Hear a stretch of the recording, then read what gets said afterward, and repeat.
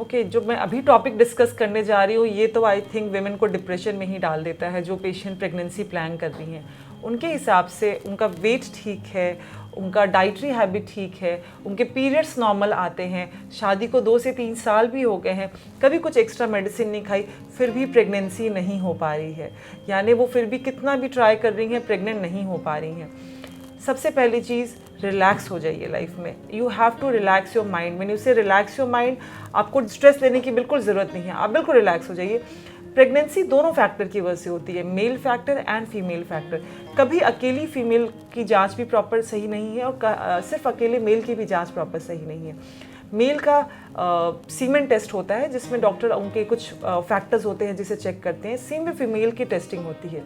Mail का सिर्फ सीमेन count देखना काफ़ी होता है, लेकिन when it comes to female, उनका यूट्रस, उनकी वजाइना, उनका ट्यूब, उनकी ओवरी, ये चारों जब प्रॉपर फंक्शन कर रहे होते हैं तो प्रेगनेंसी ठहरना आसान होता है।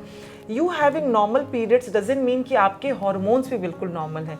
कभी कभी हार्मोन्स के ऊपर नीचे होने से, कभी कभी अंडों के प्रॉपरली नहीं बनने से या अंडों के नहीं फूटने की वजह से, कितनी बार आपकी ट्यूब्स प्रॉपर नहीं होती है, कहीं कुछ ब्लॉकेज हो सकता है, कहीं कुछ पिकअप में प्रॉब्लम हो सकता है, उस समय भी प्रेगनेंसी ठहरने में दिक्कत होती है।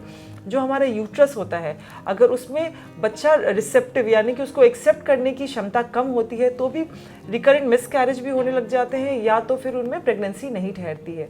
तो सबसे पहले निराश मत हो, आप अपनी बॉडी और अपने एनाटॉमी को समझें। अगर आप अपने डॉक्टर के पास टाइम से पहले जाती है, that means pre conceptional counselling, यानी कंसीव करने से पहले की जो काउंसलिंग होती है, अगर उस समय आप अपने डॉक्टर से मिलते हैं तो डॉक्टर कुछ टेस्ट आपके करवाएंगे टाइम से पहले, ताकि वो आपको प्री चेक में रखे और आपको कुछ मेडिसिन भी देते हैं। तो बहुत ईजी रहता है पेशेंट्स को अपनी बॉडी को समझने में। टाइम कितनी बार बहुत समय निकल जाता है, उसके बाद पेशेंट जाती है प्रेगनेंसी प्लान करने के लिए। तो मेरी ये रिक्वेस्ट है, जब भी आप प्रेगनेंसी प्लान करें थोड़ा पहले जाके अपने डॉक्टर से मिले, ताकि वो जो बेस लाइन टेस्ट, आपके अल्ट्रासाउंड, हार्मोन टेस्ट, आपके हस्बैंड का टेस्ट, ये सब करा के आपको बता सके कि कब कब आपको प्लान करना है, कौन कौन सा समय सही है प्लान करने के लिए, कब अंडे बनते हैं, कब अच्छी क्वालिटी के अंडे बनते हैं, किस मेडिसिन से हम क्या चीज़ इंप्रूव कर सकते हैं, ताकि आपकी प्रेगनेंसी ठहरने में आपको बिल्कुल दिक्कत ना हो। सबसे ज़रूरी चीज़, अपनी प्रेगनेंसी, अपनी लाइफ की जर्नी कभी अपने दोस्तों से, कभी अपनी बहन से या कभी अपनी मदर से कंपेयर ना करें। हम सब की जर्नी डिफरेंट होती है।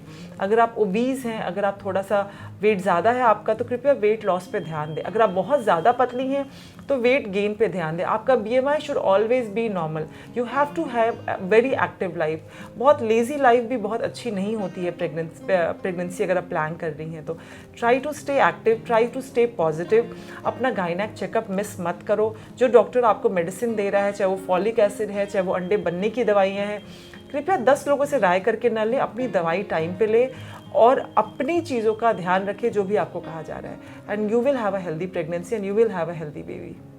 Thank you.